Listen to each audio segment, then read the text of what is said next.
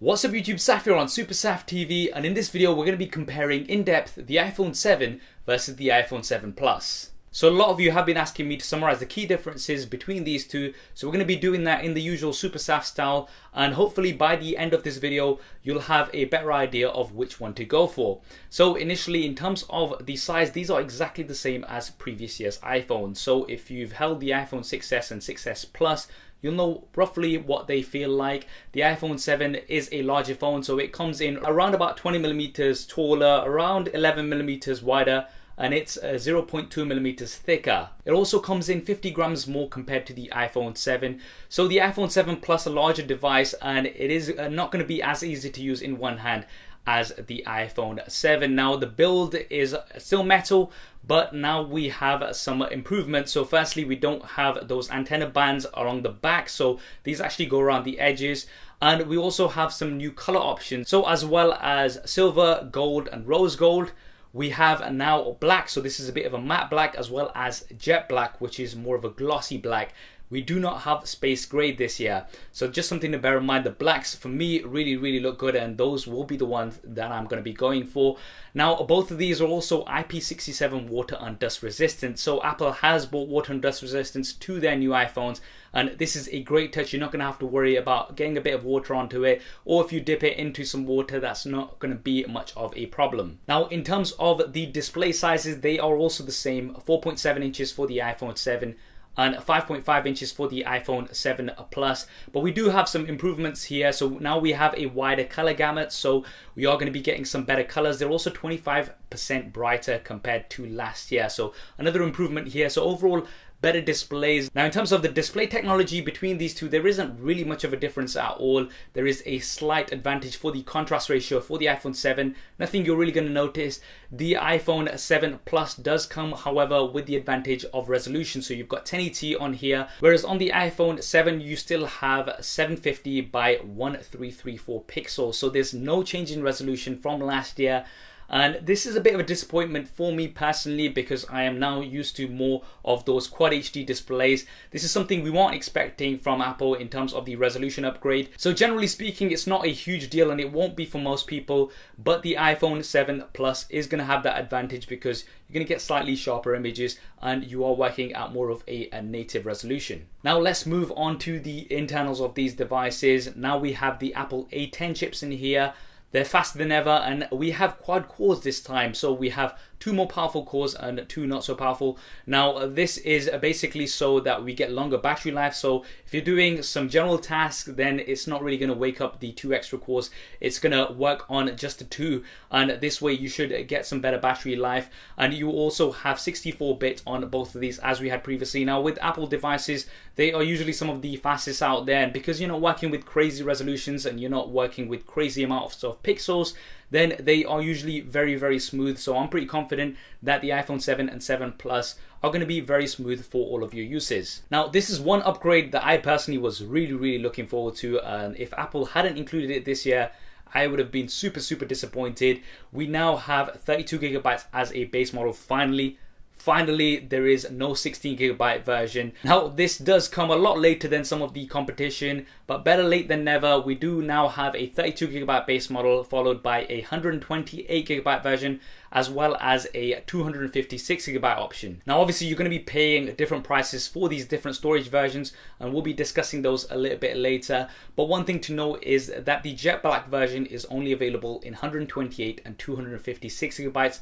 So if you are looking to get that version, then you are going to have to go for the larger storage and have to pay that premium. Now let's talk about the cameras. This is probably the biggest difference that we have this year between these two.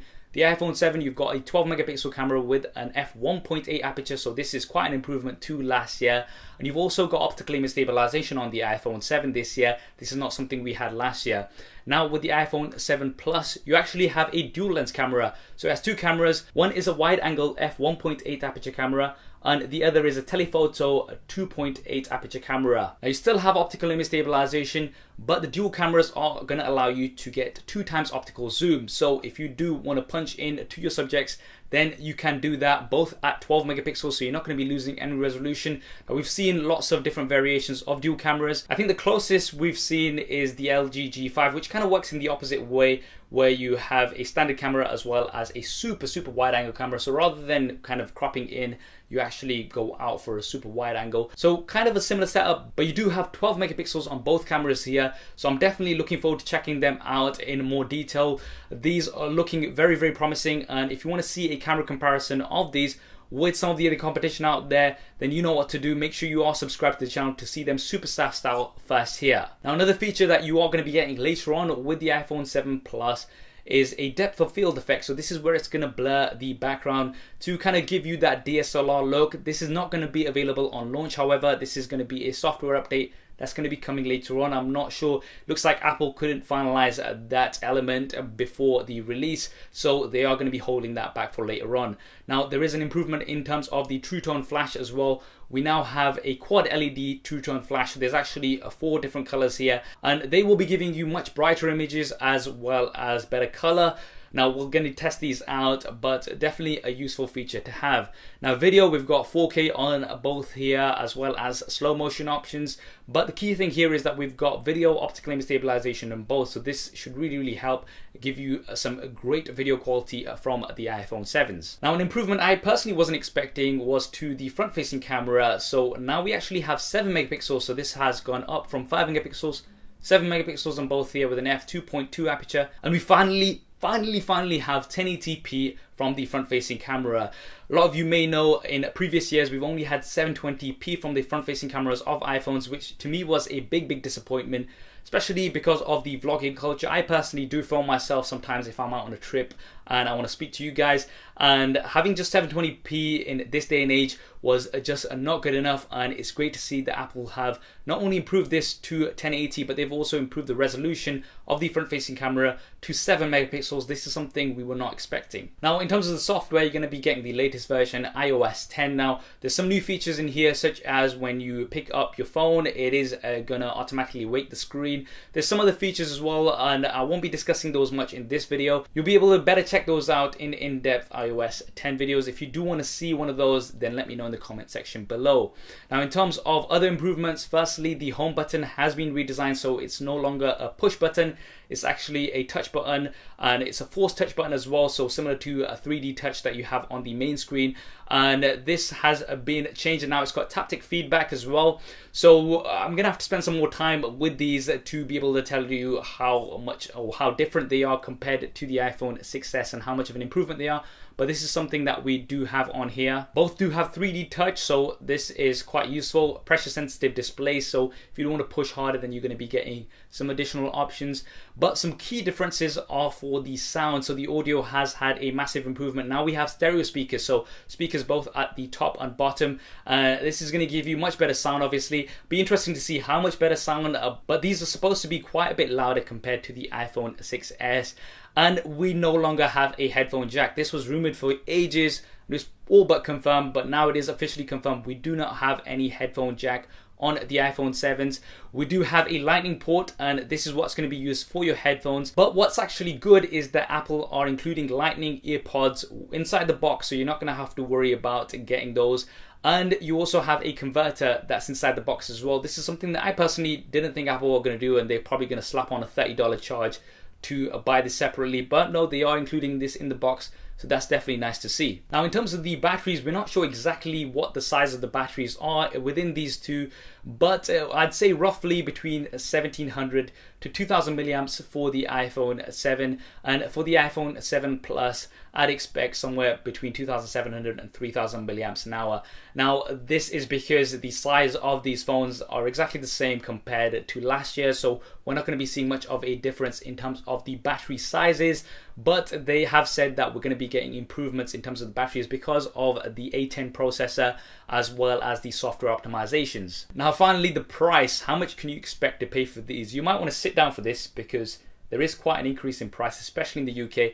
The iPhone 7 is going to be starting at roughly about £600 or $650 in the US. Now, there isn't a change for the US version, but for the UK version, you're paying £60 more compared to what you paid last year. Now, this may be due to Brexit and due to the fact that the pound is not as strong as it used to be, but that is quite a hefty hit, so that's just something to bear in mind. Now, the iPhone 7 has also increased in price both for UK and US.